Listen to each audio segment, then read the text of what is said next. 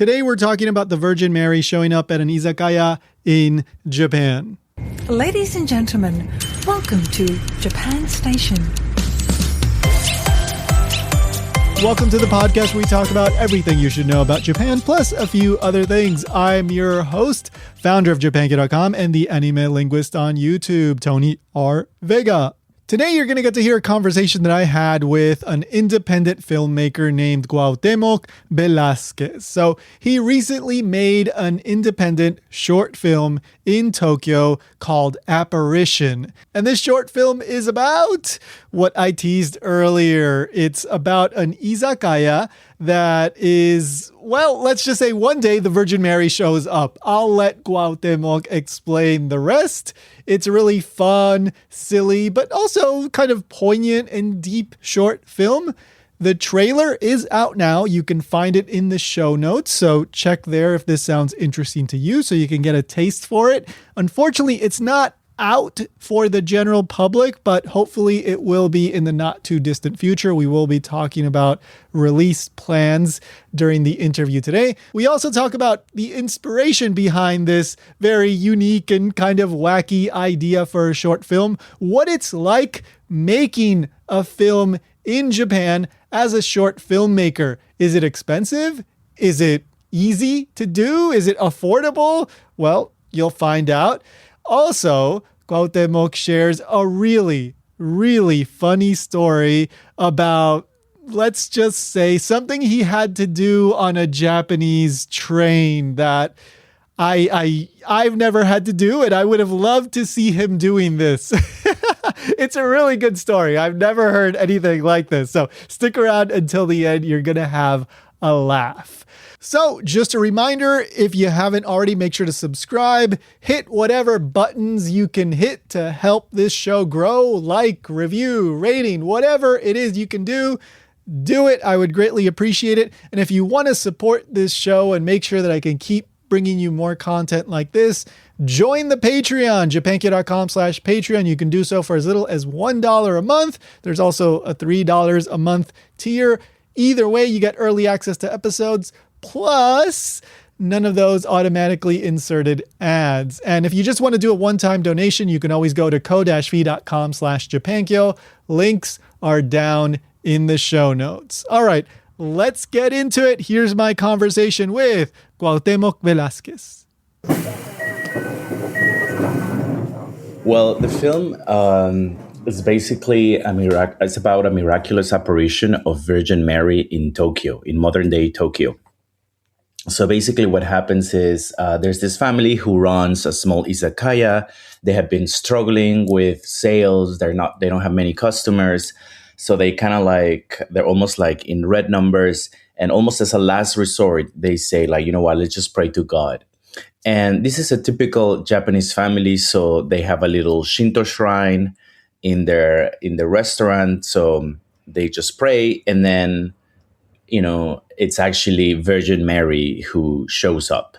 So, you know, everybody's confused. Virgin Mary comes with a message of love and unity, but soon learns that her message is not, you know, sort of like landing well.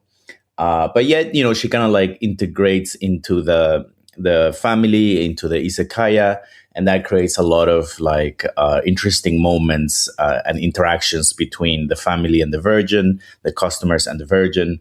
And a lot of people also like start asking her for miracles, and a bit of like cultural chaos ensues after that. So that's kind of like the setup of the film. Yeah. It's, you know, kind of silly, a little bit absurd. It's a fun film, a fun watch. And there's also like some very practical advice. I enjoyed that part, you know, like, be careful what to show you, you know? Yeah, exactly. I'm not going to spoil it, but, you know, there's some fun, you know, practical daily living advice in there as well. This is a pretty, like, you know, wacky kind of like, where did you get this idea from kind of thing? Could you tell us about like how this came to be? Yes, for sure. So I was studying in Japan as an exchange student back in 2008. And I went to a Mexican restaurant, and there was like in the menu there was an illustration of Virgin Mary. Some people may know that in Mexico, Virgin Mary is known as the Virgin of Guadalupe, which is kind of like the Mexican version of the Virgin, because there's this whole story about an apparition. One of the few apparitions of Virgin Mary in that it's been recognized by the Catholic Church. And anyway, in Mexico, she's revered, right? She's worshipped almost more than Jesus himself. And so it's become part of like Mexican symbolism. And in this Mexican restaurant, there was like a figure of the Virgin with a little speech bubble that said like, "We have many other delicious things on the menu." And yeah, right. So at the time, I didn't speak Japanese. So for me, it just looked incredibly hilarious to see a Virgin Mary with a speech bubble in Japanese. I was like, the Virgin Mary speaking Try our Japanese? tacos. Yeah. And I'm like, just that image alone, like, did something to my brain where I was like, I mean, it's just a wonderful image, right? The Virgin Mary speaking Japanese. So it just stuck with me. I thought like, this is very cool. This is very interesting. And then I thought, what would happen if actually Virgin Mary appeared in Japan? Like, what kind of questions would it raise about like, religion and beliefs and spirituality? And then, thinking more deeply about it, I kept thinking like, what would happen if like an actual deity, be it Virgin Mary or a Hindu deity, any kind of deity actually materialized in our world? What kind of message would they have, right? Like, would they have like a message particularly for that one religion, or would it be more of a secular message? So these are the questions that that little single image brought up in my mind, and I carried that idea for years. I had a bit of like a creative block, and I didn't really get to work on it until recently. And obviously, with time, new ideas come. But I would say the seed of that idea came like literally 2008 from that little moment in the Mexican restaurant. Oh, I love that. Yeah, like, I mean, I think you also kind of explore this in the movie, but like, Japan has an interesting relationship with religion in the sense that like they both take it seriously but also not seriously, and it's a somewhat like different perspective. And so like perhaps an image like that of the Virgin Mary on a menu in somewhere in Latin America might offend some people, but in Japan, it's like, oh, it's not a big deal. It's not meant with any ill intent. It's totally okay. And at the same time, people in Japan are also respectful of things like that. So it's a very interesting space to explore, and I think that the film very much does that. Yeah, exactly. I thought that it's interesting that you mentioned the relationship Japanese people have with religion, and in fact, most Japanese people, they always almost like proudly say like, we're not religious, Mm-hmm. but they do have a lot of like spirituality built into their daily life, and I think that's what allows them to like have Shinto practices, and also Buddhist, and also lately they've taken on like Christmas and all these things, and with a lot of ease. And that's something that I really like about Japanese culture, that they can sort of like take what's best from different cultures. And whereas like I feel in the West we're a little bit more ideological, or maybe we're just, especially with religion, right? Like people are very defensive of their beliefs. And I'm not really religious myself, but I really appreciate and like this lightness and this almost like silliness, and that's a little bit what's behind the film itself. It's like there are 1,000 ways to pray. There's value in all beliefs, and like let's not take it so seriously, right? Let's not fight about it that much. So that's a little it's kind bit of a like if it works, it works kind of approach. And we see that in the izakaya in the film. The family needs the help. The help shows up and they're like, okay, I guess we're just rolling with this. Right. Exactly. Yeah.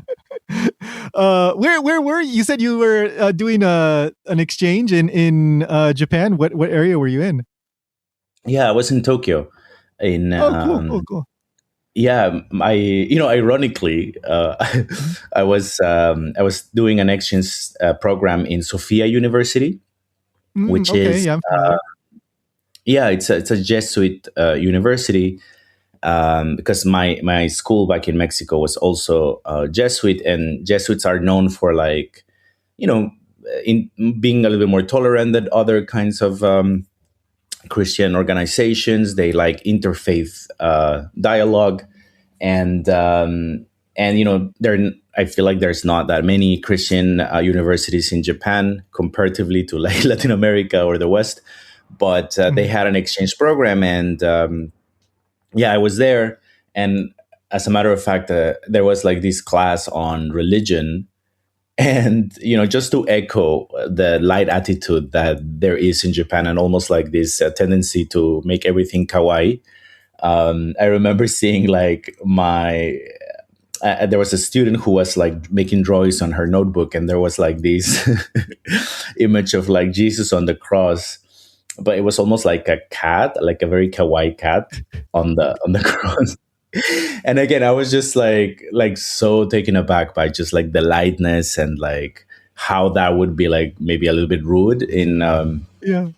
my country, but like you said, there's absolutely no evil intent. It's just like symbols and meanings those symbols and have a completely different meaning here, and it doesn't carry the same weight. But in a way, that's what I loved about it. So yeah, it was a beautiful exchange in many ways. Yeah. There's a manga and anime called Saint Onisan.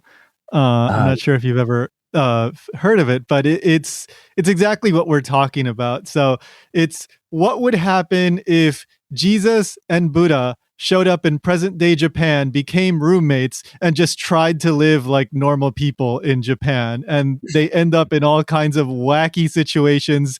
Like Jesus they mistake him for Johnny Depp because he kind of looks like Johnny Depp, right? Because it's the classic depiction of Jesus. And there's all kinds of like ridiculous things that happen. And this is the kind of thing that would be maybe not so well received in the West, but in Japan, they actually did a live action adaptation of this. This was popular, and it again, not done from ill intent. It's kind of poking fun, but also having fun with both like the Buddhist side, the Christian side, and just the ridiculousness of these individuals from long ago that know nothing about the present and being put in the present day Japan, and getting into all kinds of strange situations. And I love that show. I love that manga. So I love this kind of thing, where you could just kind of you can take it for what it is, and you understand that there's no ill intent, in the product. Yeah, 100%. And I wasn't aware of this particular manga or anime. Yeah. I think there's also an anime, but yeah, like when I told people about my film, like a lot of people were like, "Oh yeah, it's like that anime," and then I ended up watching it because of that. And yeah, that's very much the vibe of the film. I don't know if it's like a thing or that I heard somewhere. I think I invented it, to be honest. But like this idea of like this way of saying like sacred silliness is almost like the brand of the film, because it's silly, but it's also talking about kind of like deep stuff and religion and like what would a message for humanity would be in 2026. That's sort of what I really like about the concept. Is like mixing this mundane with like like silly almost with spirituality and deep questions.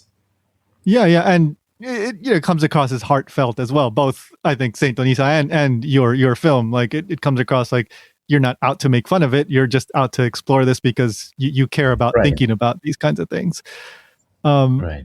Like you have a background in filmmaking, I believe in journalism as well. And in the film, it comes across like this is a very well produced film. This looks better than some stuff I've seen on Japanese TV. Right? Like it's the production is there. You've got a pretty significant cast for what I'm assuming is basically something that you did pretty much entirely on your own. So how did you do this? Like you're working with a Japanese cast, you have a location, you have actors. Like how did you go about creating this thing? It's 15 minutes, but I'm sure it was a lot of work. Thank you. Yeah, no, I appreciate you saying that. Yeah, it was, well, like I said, I was creatively blocked for more than 10 years. Like I had this idea in my mind since 2008. And I was keep thinking about it. At the time, I used to live in Japan. No, 2008, I came back to Mexico, where I'm originally from. And then I came back to Japan in 2013. And then I lived here for 5 years. So I always wanted to do something. And I knew that this had to be done in Japan because of the idea. And I didn't really do it even after I left Japan. But then I actually had a heart surgery in 2023. Oh. And that was like, obviously, like a big wake up call. And I was like, I need to make this happen just for its own sake, right? Like I almost like owe it to myself. So, but I also knew that, after not doing any films for like a few years, and like it was going to be kind of like a hard thing to do unless I had a very specific timeline. So I basically came to Japan for 2 months, and I gave myself those 2 months to make it. I even had like my return ticket already purchased. It was like, it's happening in these 2 months or it's not happening. And basically I had the wonderful help of my producer, Haruko Fujimoto.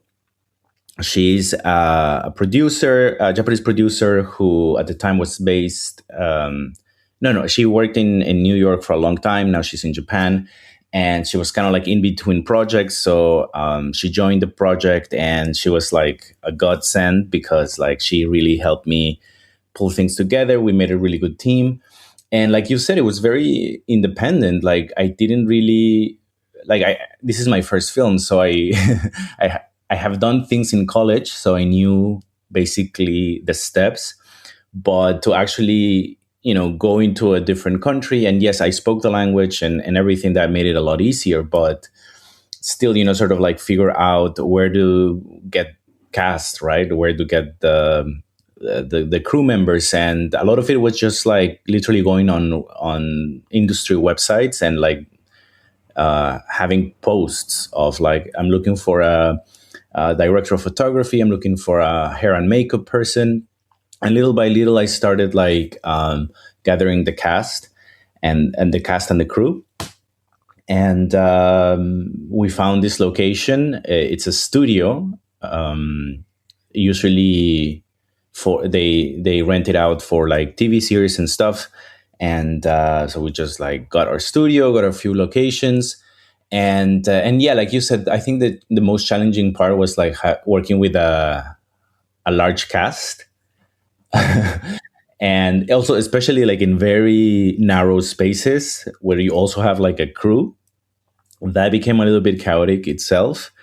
But I don't know. I think the challenge itself to make it work was like, honestly, one of the most rewarding experiences of my life, to like literally be moving people around and working with a large cast. People are so professional. Like, I remember my producer in Mexico was telling me like, oh, you need to have like backups for the backups. And because what if people don't show up? Your entire production will be ruined.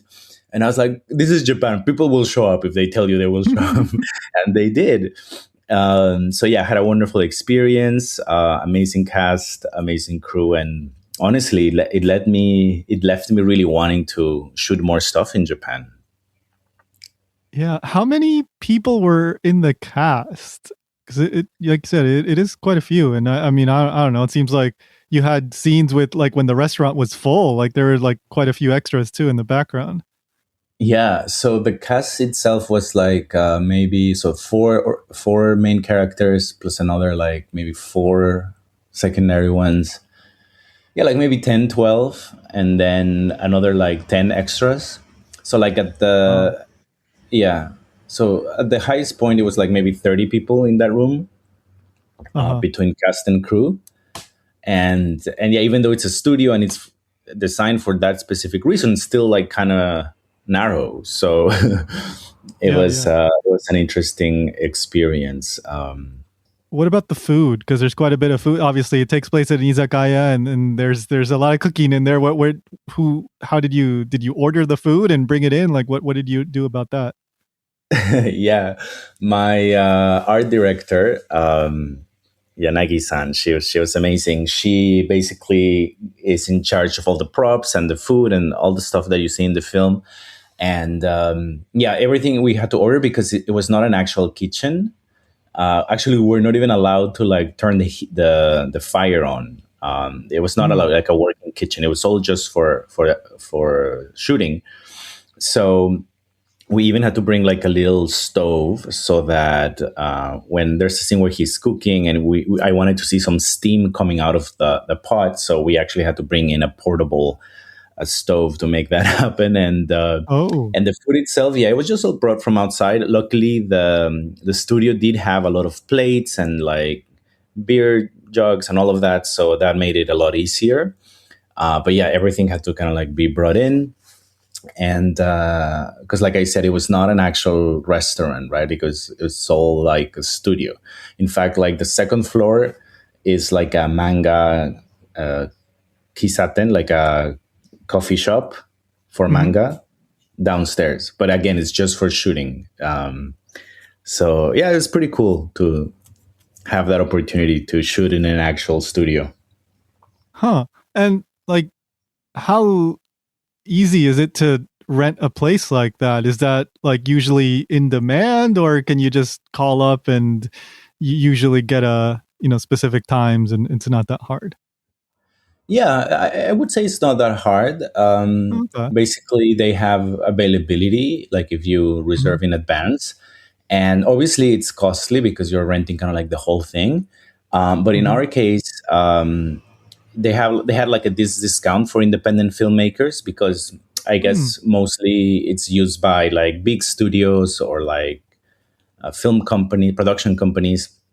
And basically, I was really grateful that they did offer this like considerable discount. And all we had to do was like apply, literally just submit a document saying like, hey, we're an independent company, we're independent production, like it's all like self-funded.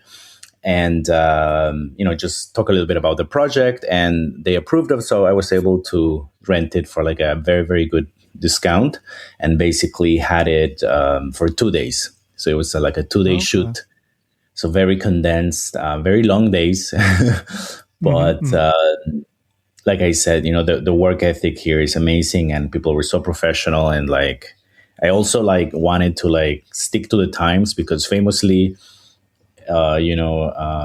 you go over time, but in this case, like you have to respect everybody's time and the studio rent and everything. So it went out pretty good actually. Yeah, it was Yeah. Yeah. stressful though, to try to I'm make it sure. work. Yeah, yeah, yeah. Well, you just brought up like the funding. So was this all like you out of pocket? Like did you like save up to make this happen? Like how did you handle that? Yeah, yeah, there was totally a passion project, an idea I've had for many many years, and yes, it was entirely self funded. However, for the post production, I did do crowdfunding. I think that especially because like I could have done it myself, but I had spent so much money on the film itself, and also like I wanted to make it justice, and like have a colorist and like professional sound design, and really give the film the best chance. So I actually ran a crowdfunding campaign in last fall, and it was really good. Like I was able to fund post production, and also like fees for like film festivals. Right now, the film is finished, and I'm sending it out to different film festivals around the world. And that's a whole other process where you have to pay application fees. If you get selected, sometimes you have to attend these festivals.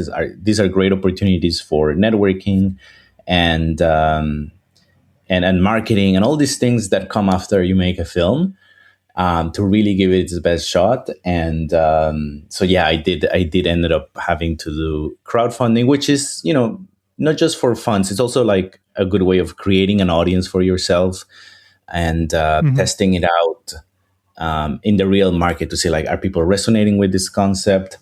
So it was a whole journey from like idea creation, marketing, crowdfunding. I feel like I had an opportunity to like really test out the different stages of making a film, even if it's just a short film. Right. And you're in the process of, or maybe you already submitted to the Tokyo Film Festival, right? Yeah. There's a lot of like really cool festivals in Japan, and I'm hoping that the theme, it's kind of like a rare film because it's in Japanese entirely with a Japanese cast. Yeah. But the idea, like, I'm not Japanese, and the idea is kind of like coming from abroad. And but again, all the crew is Japanese, so I would say it's almost like a half Japanese film. And so yeah, I'm hoping that festivals in Japan will have us and just should like get the film its deserved run. And there's a bunch of really interesting festivals. There's like shorts. There's Tokyo Film Festival, and then and of course not just in Japan, like all over the world. I think it's an idea that can resonate. Yeah, and I mean, you said it yourself. You have the Japanese cast and all that, and it doesn't come off like, so like a guy that knows nothing about Japan shows up in Japan and films something like it. If I didn't know it wasn't a Japanese person doing this, I would assume, oh, this was a quirky Japanese guy that did Right. like it doesn't come off as weird or unnatural in that sense. Like I think a Japanese audience could totally enjoy it without, it feeling like some guy that knows nothing about Japan.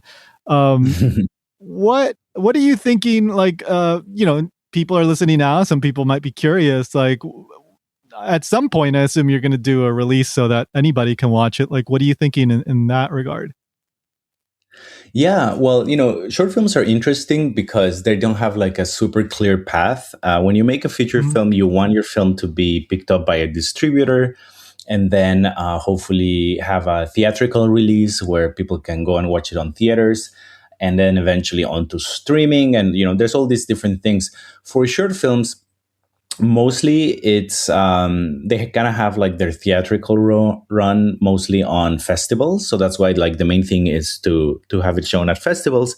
And after that, then there's specialized streaming services for short films. So I think that that's like an interesting path for the film. And for that, so right now I'm in talks with like sales agents to hopefully get it onto platforms eventually. It's just that the festivals usually require like a premiere status for your film. So I don't want to release it before that, so that the film has a chance to get into different festivals. Sure. And once its festival run is done, then yes, I'm excited to like explore with sale agents, find distributors for this film. And also, like have fun with it and potentially even release it myself online. I think that these days, there's a lot of ways you could like promote your own projects, and it's nice too if you have, a streaming service interested in your film. But maybe I could put it behind a paywall, or maybe just release it, right? Because the idea of making a film, it's like a career building asset. You get to experience working with all these people and like network, and it's valuable in of itself. And then for distributions, then you do have to get creative. Creative and find your own ways, as well as working with what's established. So basically, I'm gonna try everything. Yeah. I mean, that's how it has to be. You don't know what'll take off, and then if you get in some festivals, then maybe that could lead to other stuff as well. So in terms of independent filmmaking, would you say that Japan is a good place to do something? Actually, yes. There are obvious challenges like the language. I would say it's the main one. But there's always like I think Japan is getting more integrated with like people doing projects, bicultural projects or multi international projects. It was surprisingly affordable. That is something that I was not really expecting. But it was surprisingly affordable. So I think that for international filmmakers who are, interested in Japan, Japan is like rich in ideas, in culture, and basically, if they are willing to, deal with the uncomfortable situation of like not knowing the language or working with the right people and figuring those aspects out, like if you get a little bit of out of your comfort zone, and sort of like learn how things are done in Japan, you can have, great experience. My experience was amazing. Like I got to work with like really talented people, very passionate, because obviously I would say the indie industry in Japan is not maybe as big as in other countries. Felt like it was either like the big studios making films or like really small projects. Like I didn't feel like there was like a medium range as much as I've seen it in Canada where I live, or in the United States and other countries. So I think Japan has that opportunity where like you have passionate people. Yes, the language is different, the culture is different, but they have a great work ethic, and yeah, surprisingly, it's quite affordable compared to shooting in in the United States or even Canada or Europe. I thought it was quite affordable. I mean, there's other reasons for like the yen not being as strong as before, and like there are many factors that make this the case. But yeah, I mean, it was an experience in and of itself to shoot here, and I really treasure that because it was not just about making a film; it was about making a film in Japan and the unique, process and skill that required. I used to live in Japan like 6 years ago. I lived here for 5 years, and in that time, I did learn the language. I was already kind of like familiar with the culture, so for me, there wasn't that much of like getting used to. But I was still doing something completely novel, which is making a film, and I had no idea how to run auditions, for example, right? Like, what are the Right. I never run auditions, like even in English. So all of a sudden, it's like, okay, I need to like interview all these actors, and like, feeling really, really grateful that like actors came to my audition and like they took time out of their life, and yeah, so very. It was a really, really cool experience. So I would just say for any filmmaker, indie filmmakers who are considering Japan, it comes with its challenges, but it's also very, very rewarding. It's a very unique experience for sure. Yeah. I mean, Japan in general tends to be more affordable, and I assume that also translates to like payment for actors and rentals and things like that as well. Just everything is a bit lower over there. Right. I'm curious. Like you said, for example, doing auditions was totally new to you, and it was the first time in Japan, obviously. But do you have any funny, incidents? Any like things that you did incorrectly, or something that happened during the creation? Doesn't have to be in the auditions. While you were filming, any stories come to mind? Honestly, no. I mean, I have like whimsical stories, like the way I found, for example, a statue of the Virgin in Tokyo. Oh, wow. It's not necessarily cultural, but yeah, I'm just trying to think like something good, like a good anecdote, I guess, would be, yeah. So like my art director told me, because part of the scene of the one of the scenes is about like people started to kind of like project their desires onto the Virgin, and like this is where like the cultures get mixed up. So there's a scene where like a couple gives the Virgin like an ema, like those wooden blocks where people write their wishes, and they put it on shrines. So there's like this scene where like a couple writes an Emma, gives it to the Virgin, but the Virgin is like, what is this? She's confused. And anyway, a little altar starts forming with a bunch of different like trinkets, like spiritual trinkets from different religions, a lot of them like from Japan. But this was part of the idea of the film. And my art director tells me that we need some kind of like statue of the Virgin because otherwise it would look like a funeral, like somebody died. So she was like, we need to find like a statue or something that makes it look like it's a religious altar and not like, yeah, like somebody died, because there were flowers and stuff. And I was like, where am I gonna get like a like a figure of Virgin Mary in Tokyo? Like I was already in Tokyo and we're trying to figure out.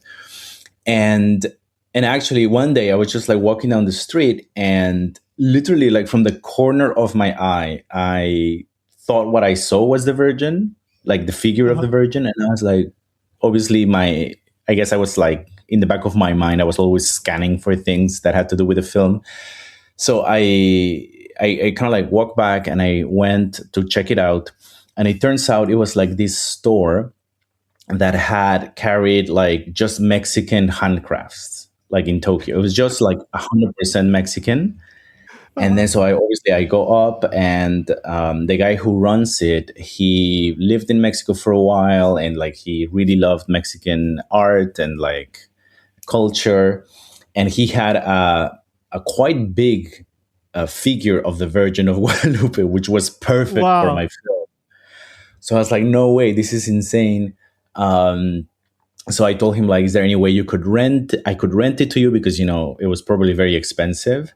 And I was like, I don't need to buy it. I just need to like use it for my film. I told him about the film and he was so kind. He was like, you can use it, like just use it. And then just give it back to me. But if it's good for your film and it's about the Virgin, then just go ahead and use it.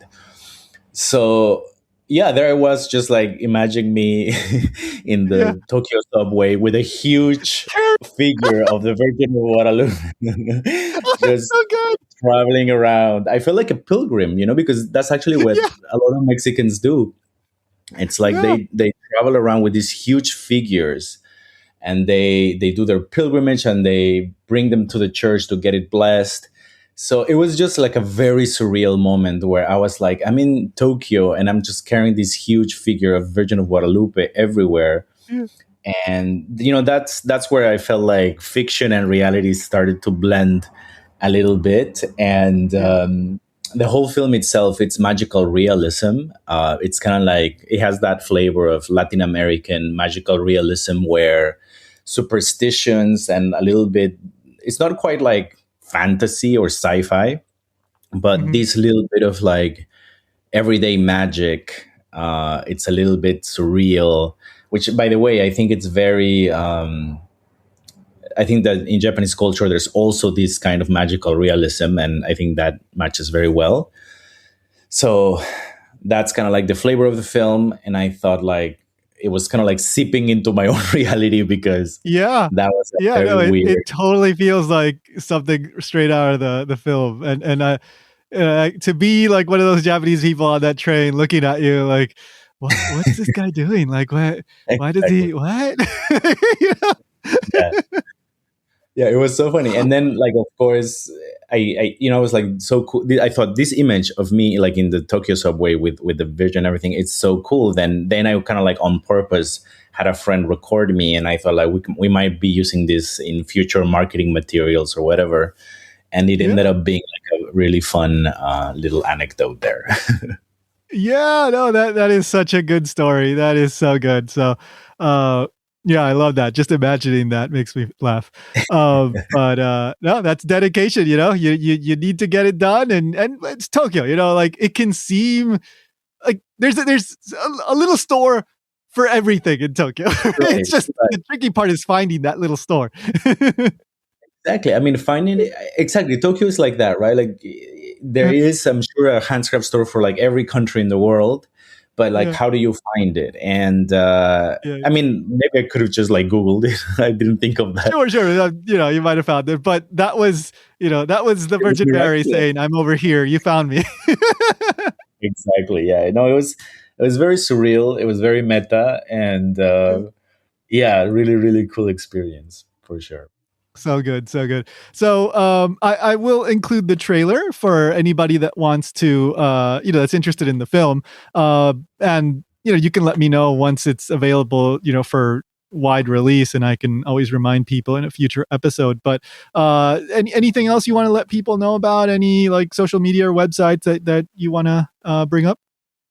Sure. Yeah. Well, I'm happy to. My personal Instagram is QuauVL, and I'm sure we can share some of the.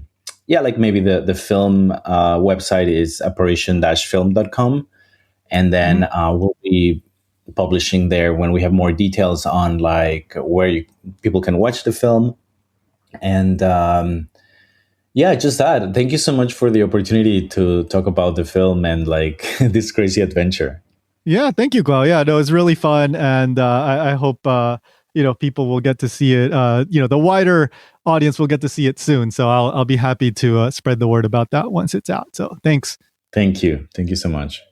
Hey guys, if you want to support the show and you want an awesome t-shirt, well, you should check out my t-shirt shop, mechanekosushi.com. That's Mecha, like the giant robots, M-E-C-H-A, Neko, cat, N-E-K-O, and sushi, like the thing that you eat. So I've got a few different designs up right now, all done by an amazing Japanese artist, no AI. So if you want to support me and get an awesome t-shirt and support an incredible Japanese artist that I know personally, Akihiro Horai, he's so good, then check out mechanekosushi.com.